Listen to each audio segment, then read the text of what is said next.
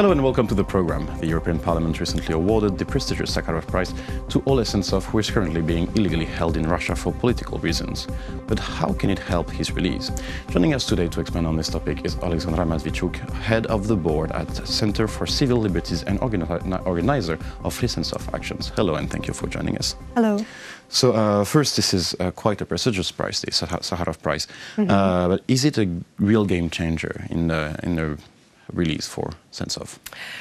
It's a very good question, because for one side, this prize is a great symbol of that European Union and European Parliament and people in European countries are still struggling for releasing Oleh Sentsov and other political prisoners which illegally held in Russia and occupied Crimea. But for another side, it's increase the price of Oleh Sentsov himself for Putin, and it's become like for Putin, he will have a temptation to release him in exchange for something very big, even bigger. Yes, and we don't know what he can ask for his release. Now, when the Sakharov Prize was awarded to Oleh Sentsov, European Parliament President Antonio Tajani had a statement. Let's listen to him now. The Ukrainian filmmaker from Ukraine has become a clear sign for the release of political prisoners in Russia and all over the world. By granting him this award, the European Parliament would like to show support to him and his cause. He was condemned to 20 years in prison, and we call upon the authorities to release him immediately.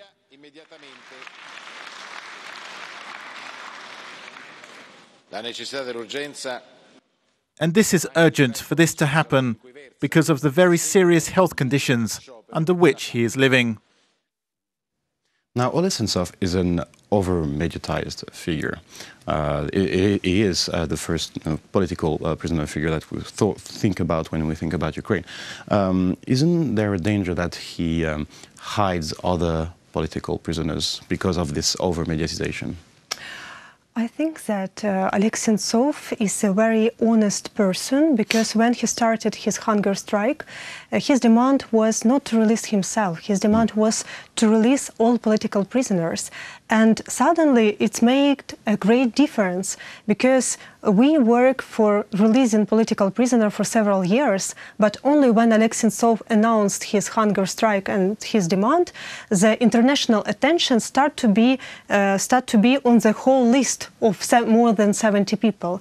And even Russian film producers started to make a film about every person from this list. So I think that Oleh Sentsov for sure is a symbol, but because of his attitude at his own position, he managed to make this light not only to himself but to the whole problem and the whole people who he legally detained. Now, the Kremlin called the award, the Sakharov Prize award, politicized, and basically Kremlin has a tendency not to listen to the West when it comes to that kind of prize, or when it comes to that kind of recriminations. How to make the West's voices, Ukraine's voices, be heard on the Kremlin? What are the means? What is the potential pressure here? Well, it's a question for 1 million, because Putin showed that he will not go or do something or change his behavior under Western pressure. Because for him, it's like showing his weakness. And he thinks that to fulfill the requirements of resolutions or to fulfill the norms of international law, it's weaknesses. And for our side, I think we have to make this international pressure constantly, because it's very hard to organize this international pressure, but much more harder is to keep it and to that moment when Putin decided to change his mind. Now, you're the organizer of the Sentsov Actions. except for the prizes, except for raise awareness, what are the other initiatives to raise awareness about Oleh Sentsov and other political prisoners?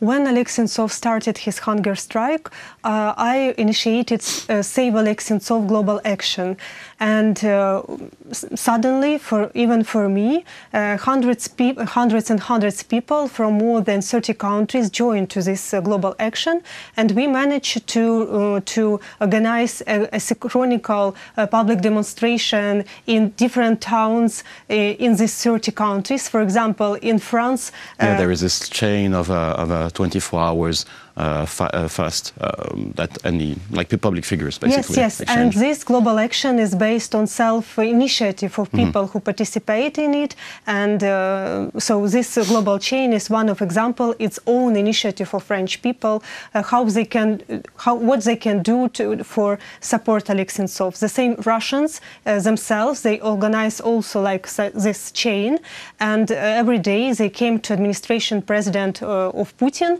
and with banners and organize a single demonstration, because it's prohibited to organize a massive demonstration in Russia. Now, there's also going to be an initiative in Kiev. Can you tell us more about it? In Kiev and also in other towns, there are a lot of different action which was held during these months. It was public demonstration or showing the film of Askold Kurov about Oleh Sentsov, or some donation action to gather money for relatives of political prisoners and a lot of others. Now, Oleh Sentsov had the prize. What's next for the initiative? What's the next step? Continuing pressure, continuing lobbying, continuing. What's the next step? For current moment, we are thinking how to change our strategy, because we had a hope when Russia was a country who hosting this world football game, and we thought that it's a brilliant moment for Putin to show his hospitality, to show that he is a kind person, and to release Oleh Sentsov and we hope other political prisoners. But it didn't happen. So for current moment, in current circumstances, we need to understand that it can be a very long struggle. It's like a marathon, and we have to think about two goals. The first goal is what we have to do to release all political prisoners, including Oleh Sentsov, and second, what we have to do to help these people to survive before they release. Because some of these political prisoners, they are in very bad circumstances. For example, the lawyers are not allowed to visit them, or they not obtain the effective medical care, or they are torturing. So we are solving a lot of other problems, which is very actual. Now, and to conclude this interview, when we talk about this action, we see a lot of public figures, of course, which are quite influential. But what about local level? What about ordinary citizens, ordinary Ukrainian citizen or ordinary Western citizen? What can we do to help? First, to join to Save Oleh Sentsov Global Action, you can find a Facebook page, Save Oleh Sentsov, and here there are a lot of links to how to keep in touch, to subscribe to our Google groups, and we periodically propose our supporters to do something. For example, to send letter to General Secretary of Council of Europe.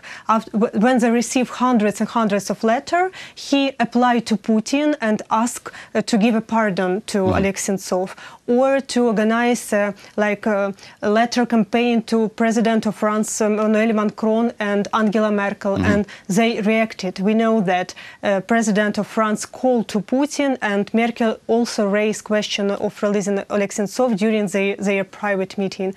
So this is, and if you are not willing to do something collectively, you always can write a letter, and it's very simple but symbolical and important gesture, because these people who illegally held in prison, when they receive letters, they understood that somebody care about them, that they are not forgotten, and it's very important. Thank you for this overview. It was a pleasure to have you in the studio today to talk about the situation of Oleh Sentsov and other political prisoners.